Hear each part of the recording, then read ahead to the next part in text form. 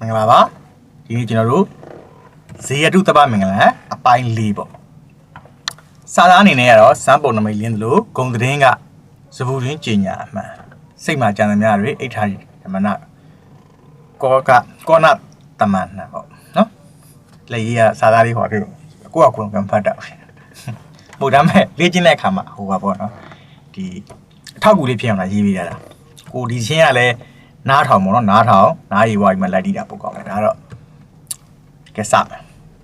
အဲ့တော့ရှေ့မှာပြီးသွားတဲ့ဟာလေးတွေကိုကိုကရအောင်ပြန်လုပ်ထားရမယ်တန်ဖိုးလေးနဲ့အဲ့လိုလေး85 90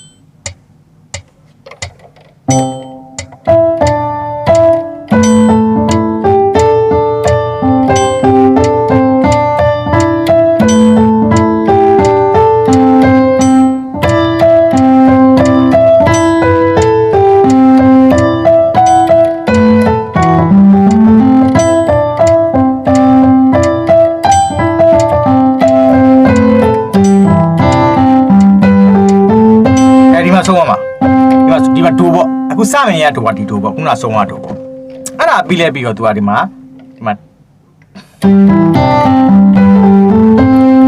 လက်တွေပြောင်းမယ်နော်ဘာလို့ तू ကတီးမဲ့လို့တီးရဲဒီမှာမီပါတော့ तू ကဒီမှာဒီလိုမှညာဘက်ကလက်ညှိုးမှအဆင်ပြေမယ်ဘယ်လက်ကလည်းဒီမှာမီကိုထောက်မှဖြစ်တဲ့အတွက်ဒီအောက်လိုင်းကိုကြည့်လိုက်မီပါတဲ့အတွက်ကျွန်တော်တို့ကဒီမှာလက်ပုတ်ရှင်ဒီလိုဖြစ်သွားတော့အဲ့တော့အဲ့ဒီအတွက်လေးကိုမှတ်မယ်ဒီကဒိုးကကြာသွားပြီနော်လောကဒူမီရီဒိုဆိုတီလာဆိုလားဒီမှာဆုံးသွားတယ်လက်ကြွယ်လက်ညှိုးဆုံးသွားတယ်အဲ့မှာရွှေ့မယ်ညာဘက်လက်ညှိုးကတီကိုဖြည့်ရမယ်ဘယ်ဘက်လက်သားကလာကိုဖြည့်ရမယ်အဲ့နှစ်ခုကိုဇုံတီးမယ်ဒီမှာသူကအပေါ်မှာခေါင်းအောက်မှာ6ရှိရတယ်လားအဲ့နှစ်ခုကိုဇုံတီးရတွဲတယ်ဟောလာရဒီဒီဘက်ကလာရဒီဒီဘက်ကမီတွဲတယ်ဒီဘက်ကမီရတစ်လုံးနဲ့အဲ့တော့အဲ့တွဲဖြစ်သွားတာပေါ့ရေဒူဒူထောက်တယ်တီလာထောက်တယ်ဒါပဲဒါတော့ရှင်းတယ်အဲ့တော့ခုနတို့ပြန်ပြောမယ်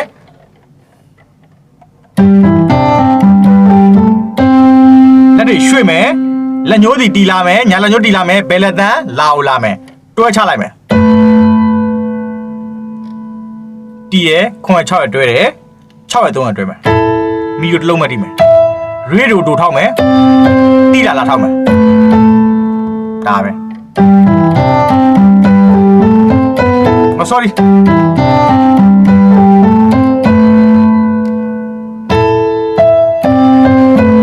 ဆက်လိုက်မယ်ပြီးမှရှင်းမယ်စုံမီဗီဒီယိုဆိုတိတာဆိုလက်ကဟိုဘက်ချောင်းပြန်ဆဲပါမယ်လက်တွေရွှေ့မယ်အပေါ်မှာဒီရလက်ဒီမှာကျတော့ရေကြပါတယ်အဲ့ဒီမှာအဲ့နှစ်ပါးကိုစရှင်းမယ်နော်ဒီညာအမဆိုရရေပေါ့ရှင်းမှာကျွန်တော်နောက်ဆုံးပြီးသွားတာကဒီကောင်လေးအဲ့ဒီဘောဒီမှာဒူမချမယ်နဲ့ရေချတာဒါပဲနော်ဒါပဲရေချရင်ဒူချတာပဲကွာတူပဲအဲ့တော့အဲ့ဒီကွက်ကိုစတင်မယ်ဖြည်းဖြည်းလေးတီးပြမယ်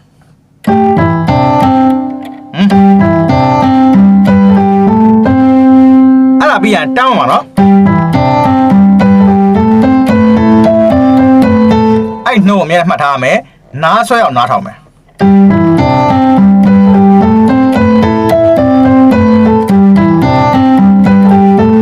အတစ်ဖြတ်ပြန်တီးပြမယ်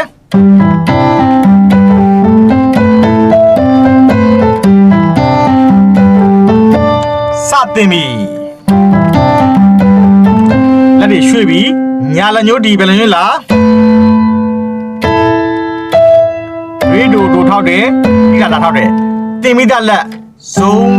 တွဲမယ်ဆိုမီစုံရေဒိုတွဲမယ်ဆိုဒီလားဆိုလား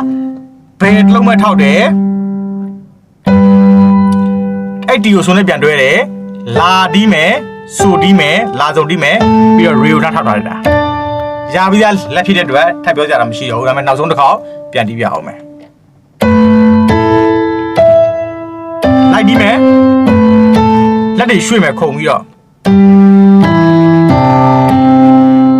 ဆိုထောက်မယ်ထပ်တွဲမယ်ရီထောက်မယ်ပြီးရင်ကျွန်တော်တို့ ဂျာရိုတီမယ်အဲ့ရေကြသွားတဲ့ကိုကဂျာရိုတီဒီကွက်လေးကိုသိရမှတ်နော်အမျိုးမျိုးဖွဲ့လို့ရတယ်ဒါပေမဲ့ဒီကွက်တို့ဒီမှာဒီအကျဲလေးတီးတဲ့ဟာလေးကိုသိသိချင်းလို့ခတ်တယ်နော်အရင်လွယ်တာမဟုတ်လက်တွေပါကူရသေးတယ်ဟုတ်ပြီအဲ့တော့အဲ့၃ပါးအထိကိုဆက်ပြီးတင်မယ်အဲ့တော့အဲ့ရေလာတီရီမီပြီးဆိုတဲ့ဟာလေးကဒီမှာဆုံးသွားပြောရနော်အဲ့မှာဂျာရိုတီမယ်ရေဆိုပြီးသွားပြီအဲ့လာရီရပြန်တွဲတယ်တီကြတော့မီတွဲတယ်ပြီးတော့ရီပြန်တွဲတယ်မီဖီမီရီကလွယ်သွားပြီမီဖီကိုဖီထောက်တယ်ရီကိုမီရီကိုရီထောက်တယ်နော်ရှင်းအောင်ကြည့်မယ်ဆိုရင်ညာလက်ကရီစုံတီးတယ်လာကိုရီနဲ့ထောက်တယ်တီကိုကြတော့မီနဲ့ထောက်တယ်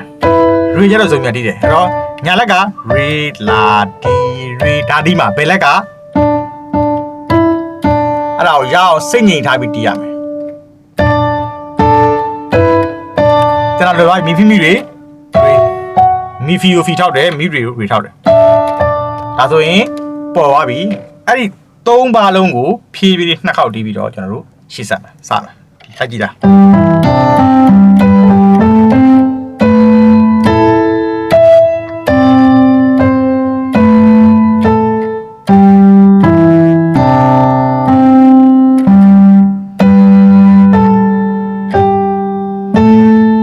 ကြည့်ရမယ်နော်လက်ပါကြည့်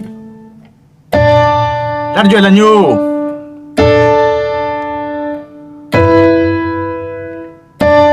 မမင်းတော့ကိုကူးရရပါဒီအကူးတွေကဟိုမှာလက်ပတ်ရှင်ကြည့်နေရတဲ့ဝါကျိုးဝိုင်းအနေများတယ်ကြောက်တော့ကျင်တာနောက်တော့ထပ်တီးပြမယ်အချောတစ်ခေါက်တီးပြမယ်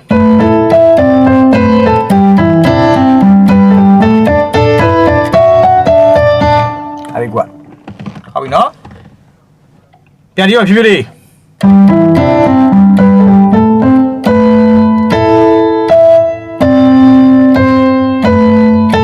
ဆိုမီရီတို့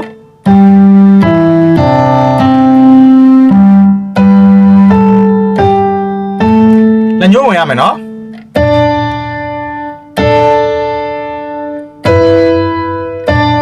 လက်တွေခုံမယ်အောက်ကဟာလေအဲ့ဒါပဲပြန်လာမှာဆိုမီရီတို့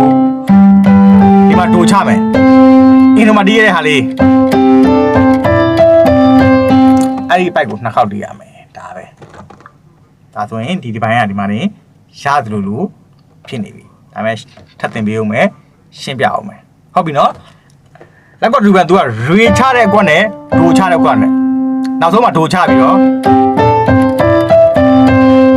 နောက်ဒါပဲကွာနော်အဲ့တော့သဘောပေါက်နေပြီလို့ယုံကြည်တယ်တချင်းနာထောင်တာမယ်အခုအဲ့နားလေးကိုထပ်တီးပြမယ်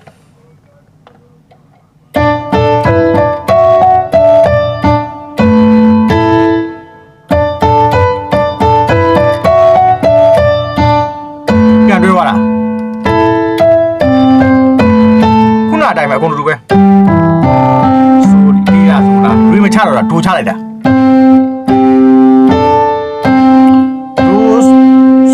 ဒိုစုံတီးရယ်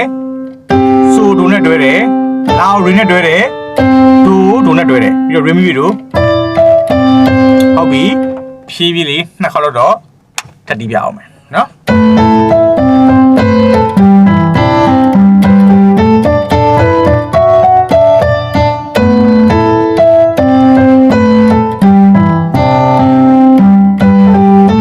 လာပြီဆိုနဲ့တွဲလာရီတွဲဒိုတွဲရီမီတို့အဲ့ဒီမဲ့ဒိုဆိုဒိုနဲ့တွဲတယ်လာရီနဲ့တွဲတယ်ဒိုနဲ့တွဲတယ်ရီမီတို့အဲ့တိုင်းနှစ်ခေါက်တီးရမယ်ရပီတွေ့တာနော်ရပီတင်ကြတာဒီ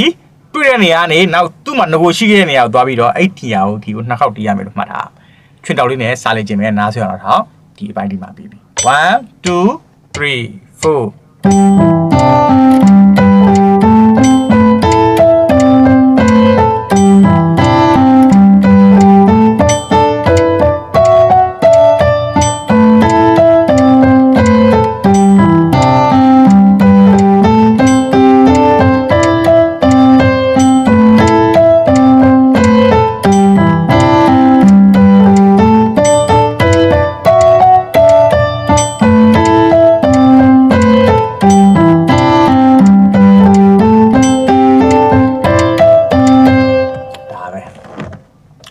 ပိုလေးနဲ့ချောညံ့နေအောင်ဒီ